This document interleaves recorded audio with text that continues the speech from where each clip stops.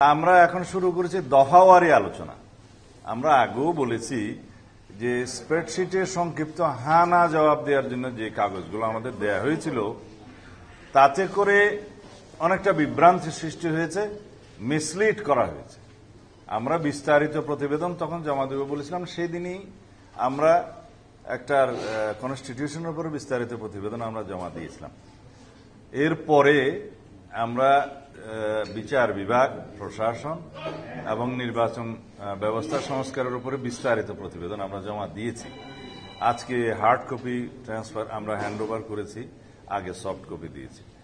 এগুলোর উপরে আমাদের বিস্তারিত আলোচনা চলছে। আমরা সংবিধান সংস্কার দিয়ে শুরু করছি, তারপরে জুডিশিয়ারি হবে, এরপরে নির্বাচন ব্যবস্থা হবে। এরপরে আমরা যদি কন্টিনিউ করতে চাই, যদি আমরা আজকে সমাপ্ত করতে না পারি, পরেও আলোচনা হবে। আমরা বুঝাতে চাচ্ছি আমরা সংস্কারের বিষয়ে কতটা সিরিয়াস বিএনপির পক্ষ থেকে।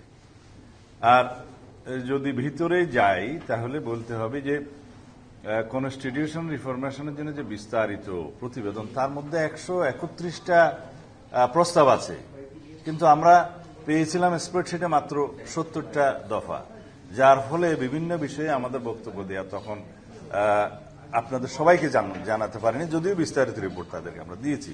তার উপরে এখন বিস্তারিত আলোচনা হচ্ছে, আমাদের দফাওয়ারি আলোচনা চলছে। আমরা সংবিধানের প্রস্তাবনা থেকে শুরু করে প্রজাতন্ত্র এবং রাষ্ট্রের মূলনীতি, তারপরে ফান্ডামেন্টাল রাইটস থেকে শুরু করে বাকিগুলো আমরা দফায় দফায় আলোচনা করব। বিস্তারিত আলোচনার পরে কতটুকু কি অগ্রগতি হয়েছে সেটা আপনারা পরে জানতে পারবেন, কিন্তু মোটা দাগে বলতে পারি সংবিধান সংশোধনের বিষয়ে যে সমস্ত মৌলিক প্রস্তাবাবলী ওনারা দিয়েছেন সেই বিষয়ে আমরা আলাপ আলোচনার মাধ্যমে চেষ্টা করব একটা জায়গায় আসার জন্য ঐক্যমতে।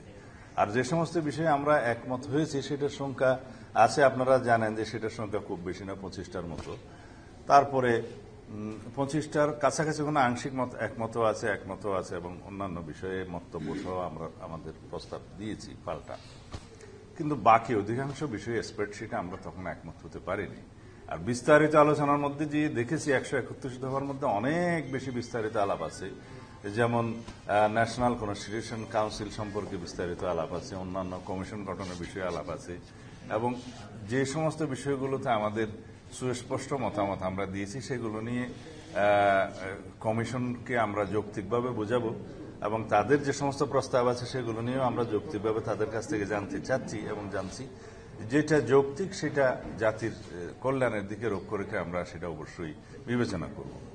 আসি এই জুডিশিয়ারির ক্ষেত্রে, দেখা গেল জুডিশিয়ারিতে প্রায় অল্প স্প্রেডশিটে মতামত দেওয়া হয়েছে, যেখানে আমরা মনে করেছি যে আমাদের অনেকটা মিসলিড করার মতো হয়েছে। তো সেই জন্য বিস্তারিত মতামত দিতে গিয়ে দেখা গেছে প্রায় 150-রও বেশি মতামত ছিল। তার মধ্যে আমরা প্রায় 89টা দফায় আমরা বিস্তারিত মতামত দিয়েছি। বাকিগুলো অধিকাংশ ক্ষেত্রে আমরা আমাদের একমত হওয়ার অথবা আমাদের মন্তব্য সহ একমত হওয়ার বিষয় ওখানে জানিয়েছি। কিন্তু এখানে দেখা যাচ্ছে যে সমস্ত বিষয়ে হ্যাঁ না জবাবের জন্য যে শিট দিয়েছিল ওখানে উল্লেখ আছে, সেখানে আমরা বিস্তারিত রিপোর্টে গিয়ে দেখলাম বিস্তর ফারাক। এই যেমন বলা আছে যে আর্টিকেল 95 সংশোধনী ব্যতি রেখে এখনই যদি বিচারক নিয়োগের প্রক্রিয়ার জন্য বিচারক নিয়োগ অধ্যাদেশ জারি করা হয়, যেটা করেছে এবং হাইকোর্টে চ্যালেঞ্জ হয়েছে বলে আমি জানি, সেইটার ক্ষেত্রে এখানে বর্তমান সংবিধানের অবস্থা বহাল রেখে বিচারক নিয়োগের জন্য অধ্যাদেশ এবং তার অধীনে কমিশন গঠন করার প্রস্তাব করা হয়েছে। যদিও আইনটার মধ্যে লেখা আছে যে কাউন্সিল গঠন, কিন্তু প্রতিবেদনে এখানে সংস্কারের বিষয়ে লেখা আছে কমিশন গঠন। যাই হোক না কেন, সেটা তখন পর্যন্ত আনকনস্টিটিউশনাল হবে যতক্ষণ পর্যন্ত এটা কনস্টিটিউশনে গৃহীত না হচ্ছে, কারণ ওইখানে সেই অধ্যাদেশ করার মতো ক্ষমতা জুডিশিয়ারিকে এখন দেওয়া হয় নাই। মোরওভার আর্টিকেল 116 অ্যামেন্ডমেন্ট না হওয়া পর্যন্ত অধস্তন আদালতের নিয়ন্ত্রণ ক্ষমতা নেওয়ার জন্য সুপ্রিম কোর্ট কর্তৃক চিফ জাস্টিসের হাতে ন্যস্ত থাকার জন্য, যেটা আমরা প্রস্তাব করেছি বিচার বিভাগের স্বাধীনতার জন্য এটা করা দরকার। কিন্তু যতক্ষণ পর্যন্ত সেই সংশোধনীটা গৃহীত না হচ্ছে ততক্ষণ পর্যন্ত সুপ্রিম কোর্টের সেক্রেটারিয়েট প্রতিষ্ঠা করা সেটা কতটা সংবিধান সম্মত হবে সেটা আমার প্রশ্ন রইল। সেটা বিচার বিভাগ কর্তৃক সংবিধান লঙ্ঘনটা খুব একটা আমার মনে হয় সমীচীন হবে না। এছাড়া আর্টিকেল 147-এ আমার যতটুকু মনে আছে যে রাষ্ট্রের সাংবিধানিক পদাধিকারীদের ক্ষেত্রে রাষ্ট্রপতি থেকে শুরু করে যতজন সাংবিধানিক পদাধিকারী আছে তাদের বেতন ভাতা অধিকার ইত্যাদি মর্যাদা এখানে ওয়ারেন্ট অফ প্রেসিডেন্ট অনুসারে বিবৃত আছে। সেই জায়গায় ম্যাজিস্ট্রেট সহ বিচার বিভাগে কর্মরত যারা তাদেরটা এখানে নিশ্চিত করার জন্য এই আর্টিকেলের মধ্যেই প্রস্তাব করা হয়েছে নিয়ে আসার। তো এখানে বিষয়টা হচ্ছে যে অন্যান্য রাষ্ট্রের অঙ্গের যারা তাদের এই সমস্ত বেতন ভাতা পারিশ্রমিক অধিকার তো সংবিধানে বিবৃত থাকে না, এটার জন্য আলাদা আইন করা যেতে পারে স্বতন্ত্র বিচার বিভাগের স্বতন্ত্র পদের জন্য। তো এই ক্ষেত্রগুলো আমার মনে হয় আরো বিস্তারিত আলোচনার দরকার আছে। আমি বিচার বিভাগের কোনো বিষয়ে কোনো হার্ড করতে যাচ্ছি না, কিন্তু সবকিছু কনস্টিটিউশনাল হওয়া উচিত, সবকিছু বিধিমাফিক হওয়া উচিত, সবকিছু সংশোধিত হওয়ার পরে কার্যক্রম করা শুরু করা উচিত।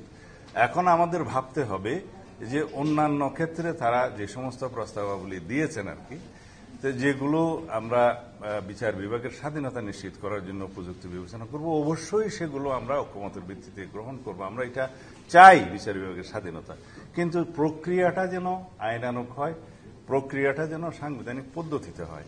সেই জন্য আমরা আমাদের মতামতগুলো বিস্তারিত আলোচনা শেষে আমরা দেব, আমরা লিখিত দিয়েছি।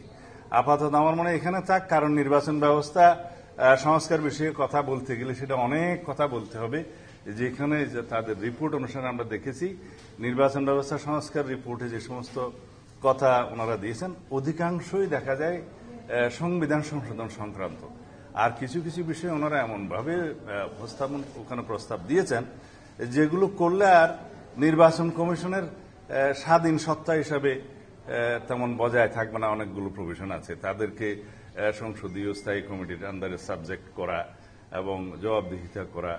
এখানে আর্টিকেল 119 অনুসারে যেখানে সুপ্রিম জুডিশিয়াল কাউন্সিলের ক্ষেত্রে তাদের সেই বিষয়টা বর্ণিত আছে যে নির্বাচন কমিশনারদের জন্য সেই পদ্ধতি অ্যাপ্লাই হবে, সেগুলো আরো বিস্তারিত আলোচনা করা দরকার। আর আমরা চাই যে এনআইডি প্রকল্প থাকুক নির্বাচন কমিশনে। আমরা চাই যে ডিলিমিটেশন যেটা অ্যাক্ট সেটা সংশোধন করে নির্বাচন কমিশনের এখতিয়ারটা, যেটা কনস্টিটিউশনাল ম্যান্ডেট আর্টিকেল 118 অনুসারে, সেটা বহাল করা হোক। সেটা এখনো সরকার করেনি। ইত্তকার অনেক আলাপ আছে, আমরা বিস্তারিত আলাপ করে পরবর্তীতে আপনাদেরকে তখন সময় মতো জানানো হবে। চূড়ান্ত তো আলোচনা নয়, এটা আমার মনে হয় আমরা দ্বিতীয় পর্যায়ে আলোচনা করছি। প্রয়োজনে আজকে যদি সমাপ্ত না হয় আরো আলোচনা হবে। এখন আমরা সেই আলোচনা সমাপ্ত করিনি, আশা করি আমরা একটা পজিটিভ দৃষ্টিভঙ্গি নিয়ে আগাচ্ছি।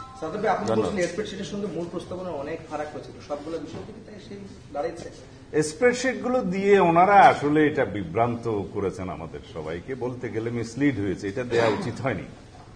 এইটুকু আলোচনা করতে গিয়ে এখন